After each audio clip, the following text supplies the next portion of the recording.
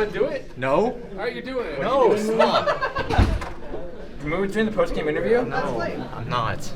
I'm not doing anything at all, except playing Hammond. Lots of that. Okay. Hammond one trick on our team. Basically. Stop walking faster. I'm gonna sprint. Please stop. I can only walk so fast backwards.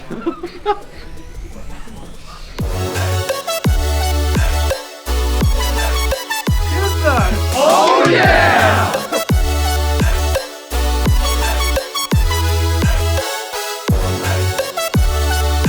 Oh my god! 7, 6, 5, 4, 3, 2,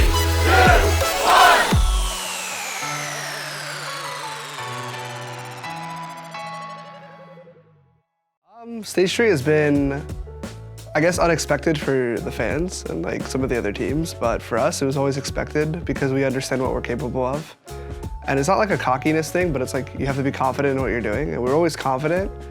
And unfortunately, that last stage, we just made way too many mistakes, and I felt like we were less confident in what we were doing last stage compared to this stage, and I feel like it really shows. I was subbed out for the beginning of last stage, but I had this weird feeling of me to like come back in after the stage had already begun. And having played like all of stage 3, that felt like it was like more consistency from my perspective. I feel like I was able to be more consistent. I think one of the biggest things that like helped us change was not playing musical chairs with our roster. If you look at some of the most dominant teams, they pretty much never swap anyone. And I think that's like a big tell. Like you need to build synergy, especially in Goats meta or any type of Goats variant. And we had like 4 different Brig players, 3 different Divas, a couple different Zaryas. It doesn't really work that way. So sticking to like the core 6 or 7 helped everyone build synergy, and it worked out really well for us. It definitely helps in terms of communication and consistency because you can develop communication patterns with specific people that don't need to be connected to the whole team, because there's some things that you need to do as a team that really only concern 1 or 2 people. So getting used to all those micro communications is definitely easier if you're doing it with the same people all the time. But sometimes from a strategic perspective, it's not worth it because comps are too good. But we basically just committed to a Somber Goats and triple DPS strategy running our roster. We could play a little bit of 3-3, but we knew we were not good at it. So it was basically reserved for situations in which it was a hard counterpick to the enemy team. Like we wouldn't ever play the mirror match or anything like that. But we felt like the Somber Goats could kind of carry us through that situation, so it wasn't too much of a problem.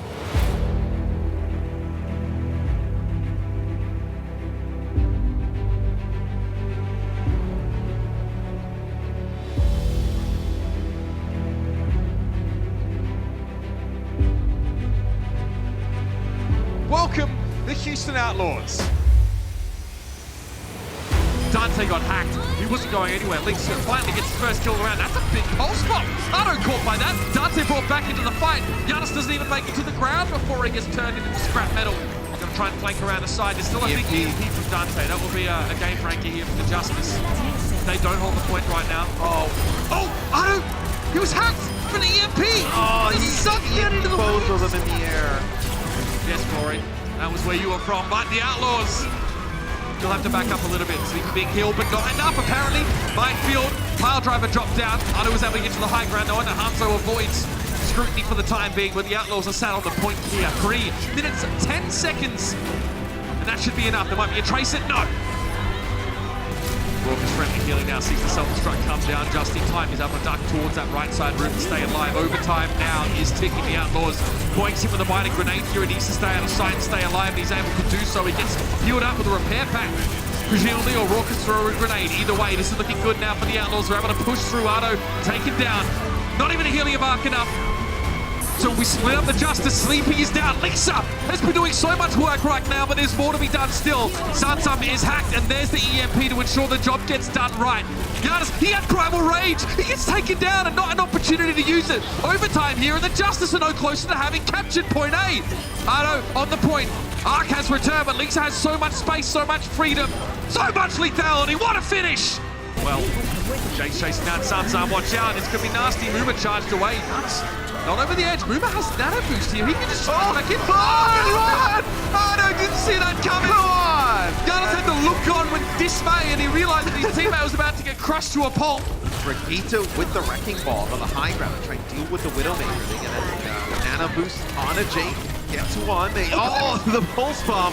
Okay, Arc just somehow kind of walked into that one. Jake completely whiffed it and still got caught up in that one. Well, he'll be happy with that one. He'll take it.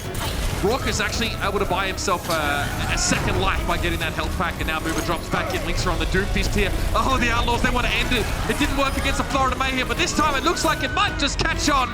Sleepy goes the nano boost on Giannis. Giannis rolls up. With a squad at, that's a hack, a manual one here onto the Wrecking Ball. Dante being pressured down. He goes for an EMP here, and Boomer just brings the hammer down. Big pile driver, the finish kill on Giannis there, and that will do it. Payload being contested just by Giannis standing there, by the way, with that supercharge. Very annoying. Eventually he's dealt with, and then the EMP hits. Linksa follows it up with a Dragon Blade and makes sure that no one's going to be left around to tell the tale. The Washington Justice will fall now. And the Houston Outlaws finish this series. They keep their Stage 3 playoff hopes alive.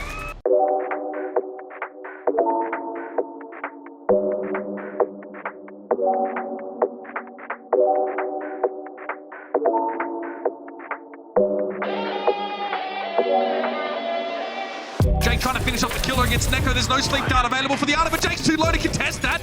Back to the point now. The Outlaws able to move in numbers, but Linksa a little bit low. Yakpung there. That's about it. That's all that's left. Good switch. Great adaptation. After that grab, he'll build another one quickly if the Defiant aren't careful. They finally get rid of Jake, but at what cost? They've already lost 3. Yakpung tries to go for the shadow, but Linksa is able to get avoided it because Moomin puts the bubble down. He blocks that shadow.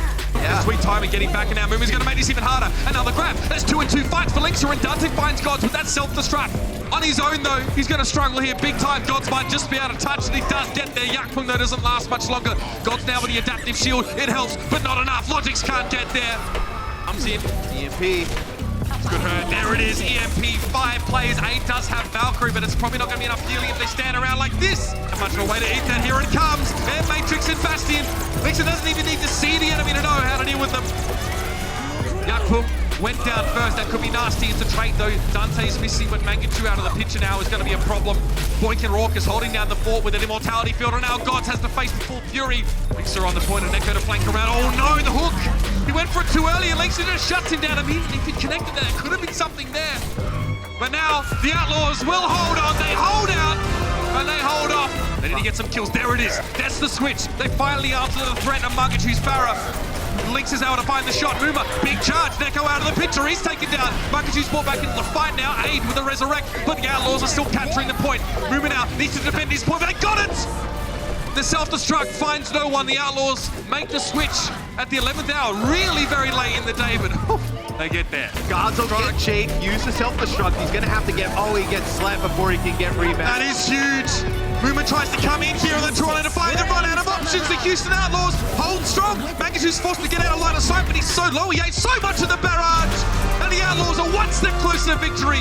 It's predicated on one shot connecting EMP, though. Oh, that hurts. The Dragon Strike. Finally, Jake responds. Linksa gets rid of Logics, and now the Outlaws are starting to double down. They knew that Mangachu was behind them, but Jake gets rid of him as well, and the snipers for Houston starting to fire up. Just the right time as well. Aid can't hang around for too long, but he had to stall as long as he could. Now Yakpung's going to get caught inside the hull. I hear a Dragon Strike. It's coming through, and it's coming through from Mangachu. Also down, Linksa's going to cause him some problems here. He can't get away, so that's the 1-for-1. No Farah presence. Linksa, a lot going on, but he gets Bob out. Bob hammering Yakpung. He has to hide in the corner. Bob got Aid, and he had Valkyrie. The 7th man for the Houston Outlaws delivering. Another EMP to save the day. Will that be the answer? Mangachu down. He combined with Linksa for the kill. The flank around. Dante gets his second. Goes for the hack. Doesn't quite get it on Gods, and Gods is able to find Jake as a result. Neko behind the combi, and yep, Boink's going to run him down. It's just Gods. Just Gods. And that's it. No one else now for the Toronto Defiant can really contest. There'll be a wrecking ball, but will he get there? The answer is no! Houston Outlaws, a rough season 2 for them, but they will be in our Stage 3 playoffs.